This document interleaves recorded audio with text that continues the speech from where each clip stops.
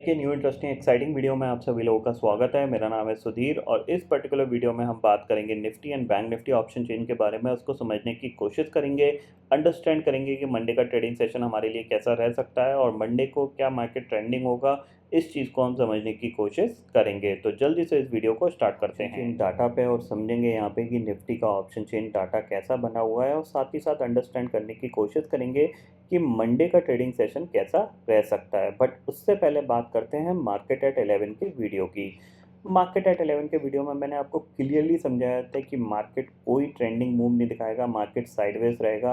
आपको यहाँ पे या तो ट्रेड अवॉइड करिए या जो भी आप ट्रेड डाल रहे हो वो बहुत ही कम क्वांटिटी में आप ट्रेड डालिएगा। तो आप देख सकते हो मार्केट पूरे दिन इसी रेंज के अंदर कामकाज करता रहा, जो रेंज इसने मॉर्निंग में बनाई थी। अब इस रेंज में आप ज़बरदस्ती अगर प्रॉफिट कमाना चाहते हो तो अच्छी बात है। अगर आपको छोटा मोटा प्रॉफिट मिल गया है और आप उससे खुश हो, वो भी अच्छी बात है। बट एक चीज़ ध्यान रखिएगा, trending market normally as a option buyer के लिए just like a slow poison का काम करता है। ऑप्शन बायर को ऐसा लगता है कि वो हर टाइप के मार्केट में पैसा कमा सकता है, बट जब मार्केट कंटिन्यूसली साइडवेज जाता है तो वो धीरे धीरे टाइम डिके या फिर एक रॉन्ग ट्रेड में ही आपको बड़ा लॉस दे जाती है। ये पॉइंट आपको हमेशा ध्यान में रखना है। सेम चीज़ बैंक निफ्टी के बारे में मैंने आपको बताया था कि बैंक निफ्टी मॉर्निंग में गिरा है, आपको सेकेंड हाफ में रिकवरी देखने को मिलेगी, क्योंकि साइडवेज मार्केट में ऐसी होता है जब मॉर्निंग में गिर जाता है तो सेकंड हाफ में आपको रिकवरी देखने को मिलती है। पूरा दिन इसने इसी रेंज के अंदर कामकाज किया। अगर आप देखोगे तो हाई था आपका अराउंड 39,129 का और लो था आपका करीब करीब 38,800 का, यानी 300 पॉइंट की रेंज में बैंक निफ्टी ने काम किया। मॉर्निंग की ये जो रेंज बनी थी मोस्ट प्रॉब्ली उसी रेंज के अंदर ये पूरे दिन रहा और सेकेंड हाफ में रिकवर हो गया है। अब ये चीज़ आपको डिसाइड करनी है कि आप जस्ट लाइक ये समझ सकते हो जो बिल्ली कुत्तों की तरह जो शिकार होता है वो करना पसंद करते हो आप, या फिर आप शेर की तरह बड़ा प्रॉफिट कमाने में इंटरेस्ट रखते हो। क्योंकि जब आप छोटे रिस्क से बड़ा पैसा कमाने की कोशिश करते हो वो पैसा आपका बहुत तेज़ी से ग्रो होता है, क्योंकि उसमें आपकी जो ट्रेड होती हैं वो कम होती हैं, आपकी एक्स्ट्रा ब्रोकरेज नहीं लगती, टैक्सेस नहीं लगते, और प्लस जो आपकी एक्यूरेसी होती है ना, उस पे आपका फोकस बहुत ज़्यादा रहता है। यहाँ पे ये जो रेंज बाउंड ट्रेड होती है या फिर आप जो डेली डेली ट्रेड डालने की कोशिश करते हो छोटी मोटी, उसमें क्या होता है आपका प्रॉफिट बड़े नहीं होते, बट आपकी ब्रोकरेज टैक्सेस ही आपके इतने लग जाते हैं कि कभी कभार आपका पूरा प्रॉफिट ब्रोकर ही ले जाता है। और जब मार्केट ट्रेंडिंग होता है उस ट्रेंडिंग मार्केट में भी आप बड़ा पैसा नहीं कमा पाते, क्योंकि आपकी जो मेंटलिटी जो साइकोलॉजी है वो छोटे प्रॉफिट के लिए आपकी माइंडसेट को डेवलप कर चुकी होती है। फिर आप क्या करते हो, 10 का ऑप्शन जैसे 50 का ऑप्शन 60-70 पहुंचा, आपने प्रॉफिट बुक कर लिया, पता लगता है आधे घंटे बाद वो 50 का ऑप्शन 200 रुपये पहुंच गया। तो always try to think big in market. अगर आप बड़ा सोचोगे, अगर आप सोचोगे कि मेरे को कम रिस्क पे बड़ा प्रॉफिट कैसे जनरेट करना है, तो वो पॉइंट आपको हमेशा मार्केट पे एक कदम आगे ले जाने की कोशिश करेगा। अगर आप हर दिन सोचोगे कि मैं उठता हूँ 50-60 हज़ार रुपये मैं अकाउंट में लेके आया हूँ, 5-6-10 हज़ार रुपये का प्रॉफिट कमाऊंगा और फिर आराम से सो जाऊंगा। कभी कभार क्या होता है वो 5-6-10 हज़ार आपको मिल जाते हैं, एक दिन मिल गए, 2 दिन मिल गए, 3 दिन मिल गए, चौथे दिन जैसे ही आपको लॉस होता है मॉर्निंग ट्रेड में, फिर आप क्या करते हो, उस लॉस को रिकवर करने के लिए बार बार ट्रेड डालते हो और ओवर ट्रेडिंग में पता लगता है कि आपका जो 4 दिन का प्रॉफिट था वो भी चला जाता है, और प्लस आपके घर से भी कैपिटल में से भी आपकी पैसे चले जाते हैं। तो ऐसी गलती बिल्कुल मत करो। कोशिश किया करो कि जब साइडवेज मार्केट होता है तब आप थोड़ा सा ट्रेड को अवॉइड किया करिए, ताकि इससे आपका डिसिप्लिन बने, ना कि आप सटोरियों की तरह सट्टेबाजी करो। आप एक एज अ प्रोफेशनल ट्रेडर की तरह काम करो। जब आप प्रोफेशनल ट्रेडर की तरह काम करते हो तो डेफिनेटली आपको जो अपॉर्चुनिटीज़ होती हैं वो थोड़ी सी बड़ी दिखती हैं, ना कि सट्टेबाजों की तरह कि हाँ चल ठीक है 10 का ऑप्शन 20 हो गया या 50 का ऑप्शन 60 हो गया, उसको मैं बुक कर लूँ। Think big. ठीक है। ग्लोबल मार्केट के सिचुएशंस की बात करूं तो मैं यहाँ पे आप देख सकते हो इंडेक्सेस फ्यूचर्स में अगर आप देखोगे तो करेंटली डाउ फ्यूचर फ्लैट कामकाज कर रहा है। इवन नस्डैक भी ऑलमोस्ट 44 पॉइंट डाउन कामकाज कर रहा है। ठीक है।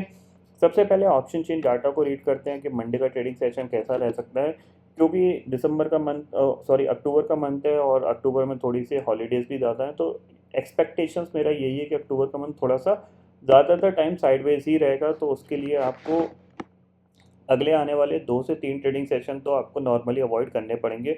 वो ट्रेडिंग सेशन है आपका 10 तारीख का, 11 तारीख का, 12 तारीख का। ये 3 ट्रेडिंग सेशन आपको थोड़ा सा मार्केट साइडवेज सा ही दिखेगा। क्यों दिखेगा? क्योंकि 13 तारीख को आने वाले हैं यूएस इन्फ्लेशन डाटा।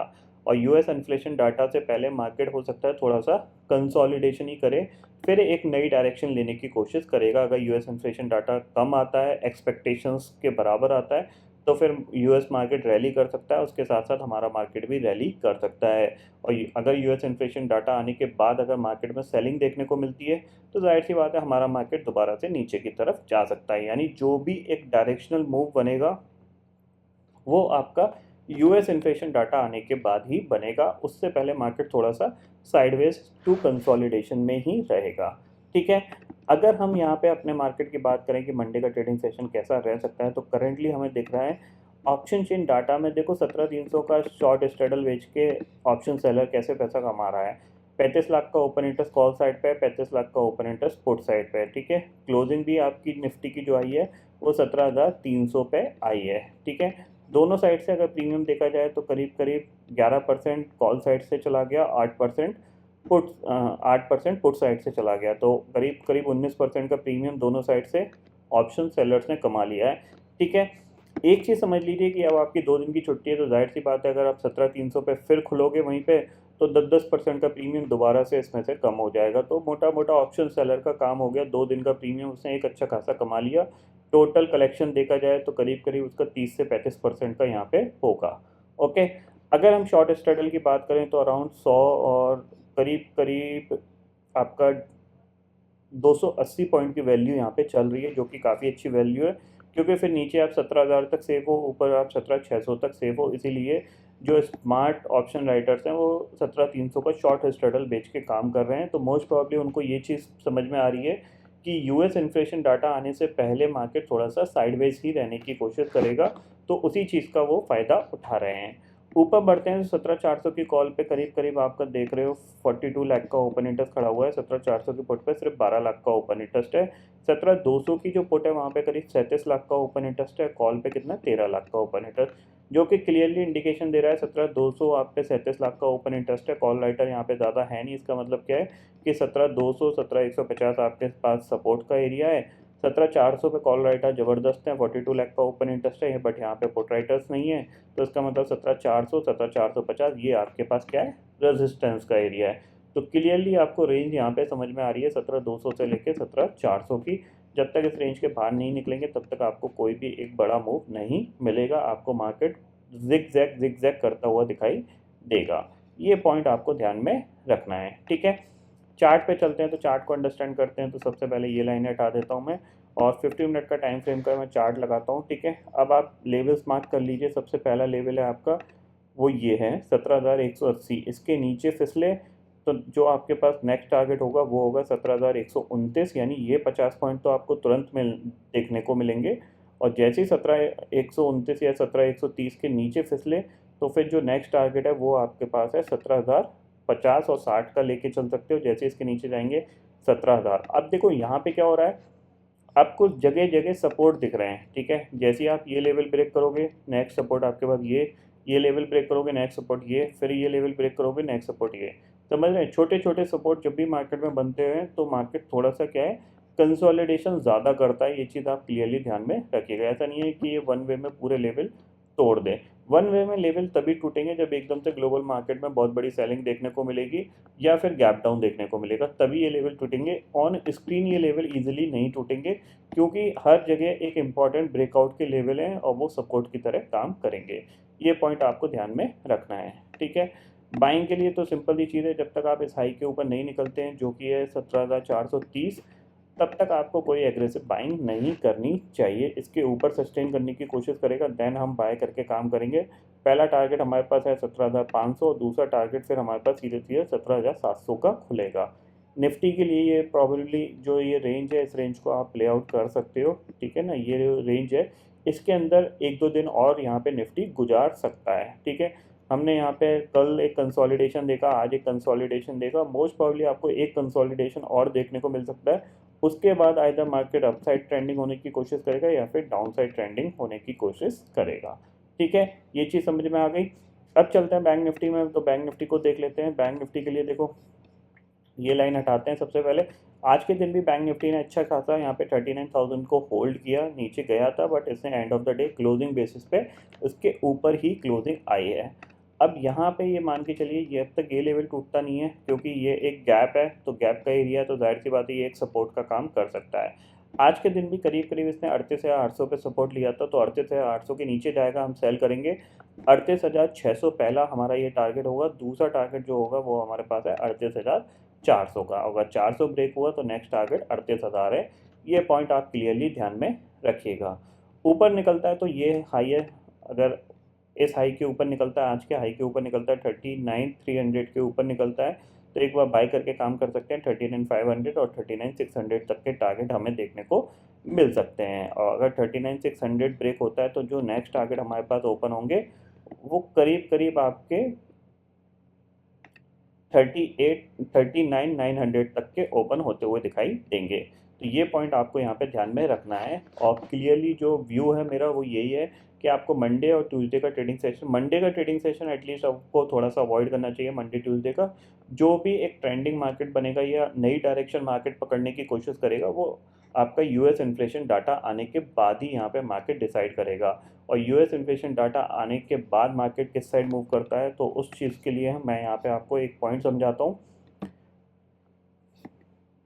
ठीक है, डाउ जोन्स है, अगर यूएस इन्फ्लेशन डाटा आने से पहले अगर ये इसी लेवल पे सस्टेन करता रहता है, मान लीजिए 30,000 के आसपास ही सस्टेन करता रहता है, तो मोस्ट प्रोबेबली आपका जो चांसेस होंगे कि ये ऊपर की तरफ ब्रेकआउट दे सकता है, क्योंकि इसने ऑलरेडी एक ब्रेकआउट दिया हुआ है और फिर इसको रीटेस्ट किया हुआ है, फिर ये ऊपर की तरफ मूव कर सकता है। ठीक है, और अगर ये किसी भी रीज़न से इस लेवल यानी 29,500 के नीचे जाके ट्रेड करना लगा तो फिर आपको यूएस इन्फ्लेशन डाटा आने के बाद दोबारा से सेलिंग देखने को मिल सकती है। ये पॉइंट आपको ध्यान में रखना है। जैसे यहाँ पे आप देख रहे हो, यहाँ पे क्या हुआ, यहाँ पे जब इंटरेस्ट रेट हाइक हुआ तब ये सेलिंग देखने को मिली थी, लेकिन इसने यहाँ पे क्या किया था, ब्रेकआउट नहीं दिया था, एग्जैक्टली वहीं से रेजिस्टेंस लेके ये वापस गिरा था। बट इस बार इसने क्या किया है, ब्रेकआउट दे दिया है और उसको रीटेस्ट किया है। अब रीटेस्ट के बाद या तो ये ऊपर जाए या फिर ऊपर से ये दोबारा से नीचे एम पैटर्न बना के गिर जाए। तो हर एंगल में 29,500 का जो लेवल होगा वो मोस्ट इंपॉर्टेंट होगा डाउ के लिए। तो अगर 29,500 के ऊपर ट्रेड करता रहेगा then market will be the positive, US market positive होगा। और अगर 29,500 के नीचे फिसलता है तो फिर मार्केट नेगेटिव होगा। तो ये चीज़ आपको ध्यान में रखना है। तो वही चीज़ मैं आपको बोल रहा हूँ कि ये इसने एक मूव देने के बाद एटलीस्ट इसको इस रेंज में 1-2 दिन और कंसोलिडेशन करके फिर आइदर ब्रेकआउट देना चाहिए या फिर ब्रेक डाउन देना चाहिए। ये पॉइंट आपको क्लियरली ध्यान में रखना है। ठीक है, तो आई होप दोस्तों ये पर्टिकुलर डाटा आपको समझ में आ गया होगा। दोस्तों फिलहाल इस वीडियो में इतना ही है। आई होप ये वीडियो आपको पसंद आएगा। वीडियो पसंद आता है तो लाइक और शेयर ज़रूर करिएगा और चैनल को जो सब्सक्राइब कर लीजिए, क्योंकि मैं सदी लेके आता रहूँगा हर दिन आपके लिए नए नए वीडियो। इसी के साथ शुक्रिया दोस्तों, जय हिंद।